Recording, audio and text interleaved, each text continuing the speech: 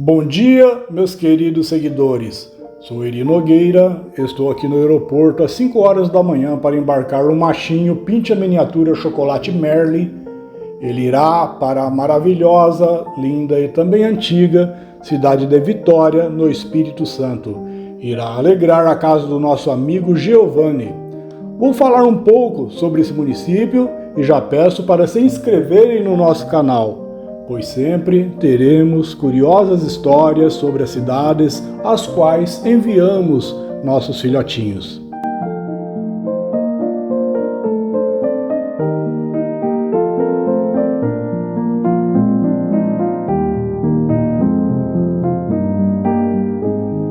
Em 1627, a cidade portuária de La Rochelle, na França, tinha se tornado um grande e poderoso reduto do crescente protestantismo.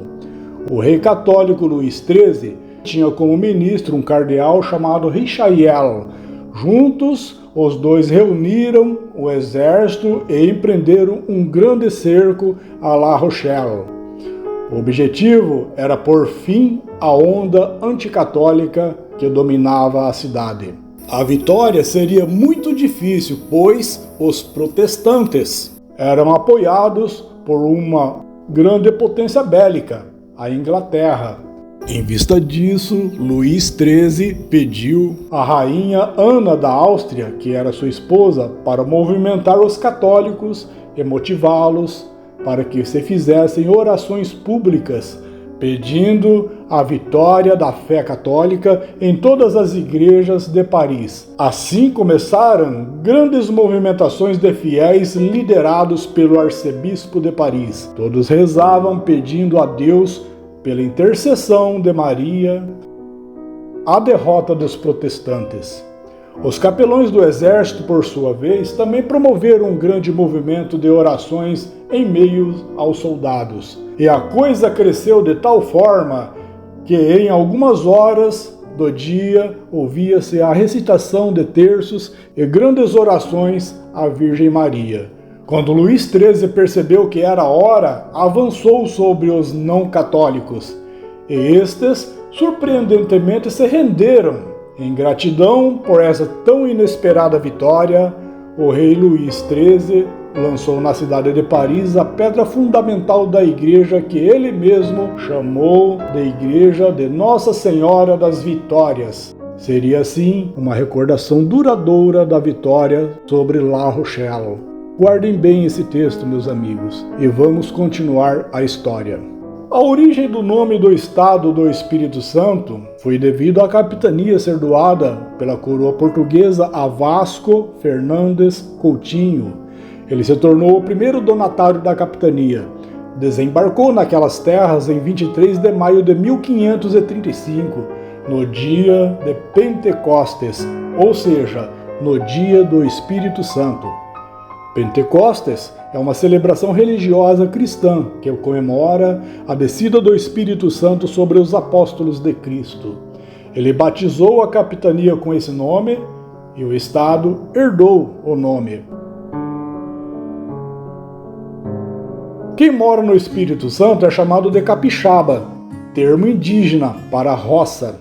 Roça, na língua portuguesa, significa uma pequena propriedade agrícola onde se cultivam frutas, hortaliças ou cereais. Foram os portugueses que começaram a chamar os índios de capixabas, sendo hoje toda a população do Espírito Santo denominada de capixaba. Vitória é uma capital que está localizada em uma ilha, mas a capital anteriormente era em Vila Velha. Possui uma grande festa anual da padroeira do estado, a Nossa Senhora da Penha. E o Convento da Penha é um maravilhoso monumento arquitetônico. Sua construção foi iniciada em 1558 na cidade de Vila Velha. É um local de grande visitação de turistas. As cores da bandeira do estado vêm das cores das vestes de Nossa Senhora da Vitória, padroeira da capital, aquela que citei no início desse vídeo. Devido a isso, as cores das vestes de Nossa Senhora da Penha foi mudada para ficar igual. Espírito Santo é um estado que possui influências budistas. É lá que está o maior mosteiro budista da América Latina e possui estátuas que estão entre as maiores do Brasil. Possui uma com 23 metros de altura, sendo a maior estátua de Buda no Ocidente. Em 24 de fevereiro de 1823, a Vila de Vitória foi elevada à cidade, mas seu isolamento devido a ser uma ilha impedia seu desenvolvimento. Mas a partir do ano de 1894, iniciaram na ilha diversos aterros nas partes baixas da cidade, alterando a forma da ilha e estimulando sua modernização. Foram construídos diversos bairros e foram derrubados os casarões. No início, a cidade de Vitória foi sendo construída nas partes altas, o que deu origem a diversas ruas estreitas. A parte de baixo ficava sujeita a ataques de índios e dos holandeses, e devido a isso, foram construídos vários fortes à beira-mar. Em 1941 surgiu o primeiro cais na capital. E em 1927, a ponte que ligou a ilha ao continente. O porto se desenvolveu e foram feitos vários aterros e foram construídas amplas avenidas. Depois dessas várias mudanças, a cidade tornou-se o maior centro do Espírito Santo. O Porto de Vitória tornou-se um dos mais importantes do país e a capital começou a se industrializar. A modernização da ilha gerou o desaparecimento de quase todos os vestígios da colônia e do império.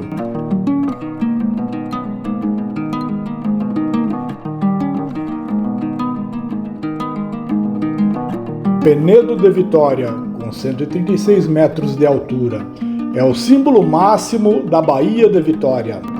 A capital capixaba conta com diversas praias, as quais não são extensas, em razão do tamanho da ilha. Entre as mais conhecidas está a Praia de Camburi, com 6 quilômetros de extensão, sendo totalmente urbanizada e possui um belo calçadão. É a mais frequentada pelos turistas. A cidade possui várias áreas verdes, como o Parque Moscovo, que é o primeiro parque de Vitória, inaugurado no ano de 1912. O Parque Pedra da Cebola foi implantado em 1927. O nome do parque deriva de uma grande pedra esculpida pela natureza que repousa sobre outra rocha. Devido ao seu comportamento geológico, a pedra se descama de maneira similar a uma cebola. Vitória é a segunda capital brasileira com melhor qualidade de vida, de acordo às pesquisas da Fundação Getúlio Vargas. Essa mesma instituição de pesquisa também afirma que Vitória é a 9ª cidade do Brasil para se trabalhar. Entre os principais templos católicos da cidade estão a Capela de Santa Luzia, construída no século XVI, sendo a construção mais antiga do município. A Igreja de São Gonçalo, construída em 1766, e a Igreja do Rosário, sendo um patrimônio histórico, foi erguida no século XVIII. A Igreja e Convento do Carmo, fundada pelos padres carmelitas. A Basílica de Santo Antônio, construída na década de 1960 pelos padres pavonianos. E a Catedral Metropolitana de Vitória, cuja construção foi iniciada na década de 1920.